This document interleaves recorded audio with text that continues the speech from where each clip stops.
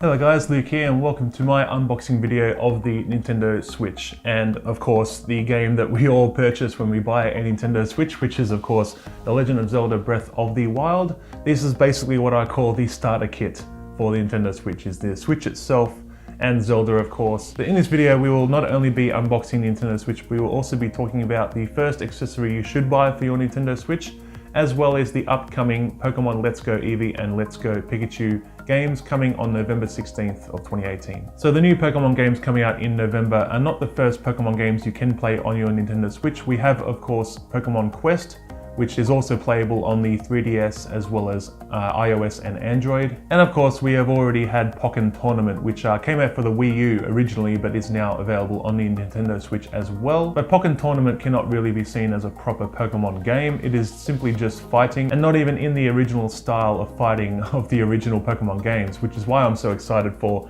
Let's Go Eevee and Let's Go Pikachu. It's going to be harking back to the original red, blue and yellow days of Pokemon RPGs basically. Yeah, this is going to be the first Pokemon RPG we have for the Nintendo Switch. I'm super excited.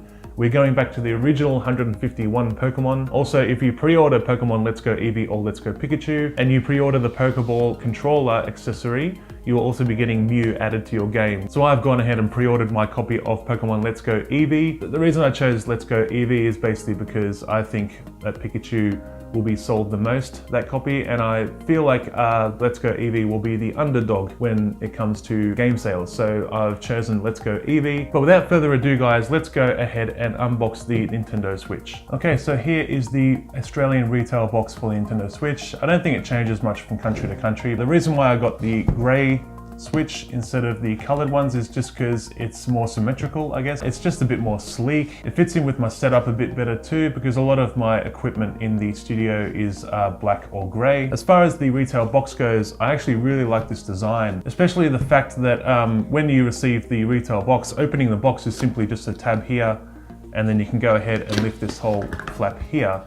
Which I love, because usually retail boxes for things, even like video games and stuff, come with tape that sits along the edge here, and you've got to use scissors or a knife to cut it, and it never cuts really, properly, and you end up ripping the cardboard. But this way, Nintendo have decided just to not put any sort of sealing tape like that, and you can just simply lift it off like that. Anyway, let's go ahead and open the actual retail box, and here is the Switch itself. Now guys, I will mention straight up, I have already been using the Switch. I've packaged it back into the box as best I could. Also, the Switch itself already has a screen protector on the screen, and it does have some air bubbles in it, so don't be surprised if you see some what appear to be markings or anything like that on the screen. It is simply the screen protector that has been installed. So yeah, let's take the Switch out of its box here. It's got a little finger tab here, and we got plastic surrounding it. This is the original plastic that it came in. Of course, it's a bit crinkled now because it's been crinkled up in the box for a little while. But here is the Switch console itself. Oh, it's upside down. Hold on, there we go. There is the Switch console itself. It's actually quite small. I do have quite large hands, so the Switch might even seem smaller than usual. But yeah, this is the Switch console itself. It's got rails on both sides for the controllers to slide on. It has on the bottom a USB Type-C port, if you can see on camera there. This is the rear of the Switch, and you can see the Nintendo Switch logo there.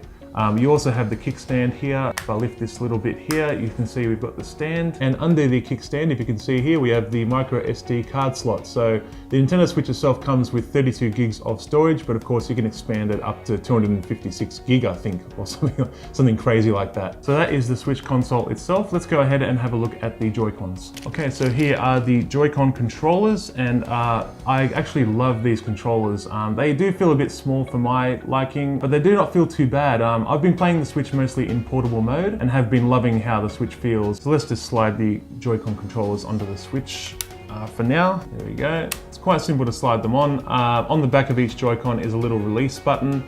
You pretty much hold that, then you can push the whole Joy-Con up like so. And now we have the Switch console in its entirety. Keep in mind guys, if you do see blotches or anything on the screen, it is because I have a screen protector installed, and it does have some air bubbles still on it. I've got to work out how to get rid of those air bubbles on the screen. But the air bubbles in the screen protector do not affect the Switch so much when it's turned on. So I can remove this insert here that houses the Joy-Cons and the system itself.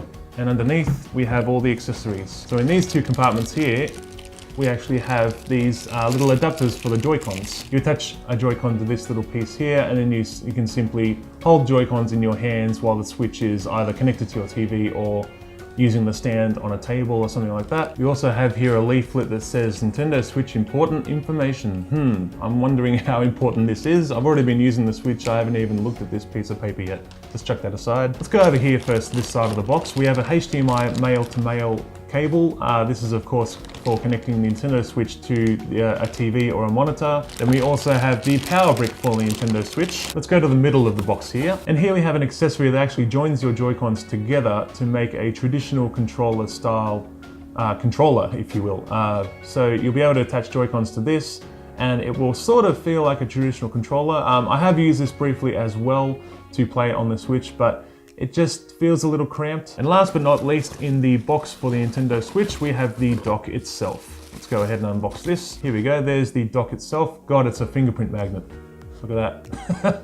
It takes my fingerprint straight away. I guess it's a matte black or matte gray, if you will. So this is actually my first time looking at the dock itself. You can see here on the side we have two USB ports here. I believe they are USB 2.0. And we have a hatch here at the back, which is of course where you'll be plugging in all your cables. So we have the AC adapter port there, we have HDMI, and we have USB. And the USB here is actually a USB 3.0 port. So I guess the final thing to do is actually show you the Switch in the dock. So it simply slides in like so, and there we go. The Switch is actually connected in the dock right now. Let's just put all this to the side and I will show you the accessory that you should buy straight away when you buy a Nintendo Switch. So now the first accessory you should buy for your Nintendo Switch is of course a screen protector. If you have been following the Nintendo Switch for a while now, you'll know that when you insert the Switch console into the dock, there is a chance that you will scratch your screen at the bottom. Of course, this is a bit of a design flaw on Nintendo's part, but you can quickly get around it by installing a screen protector like I have done here.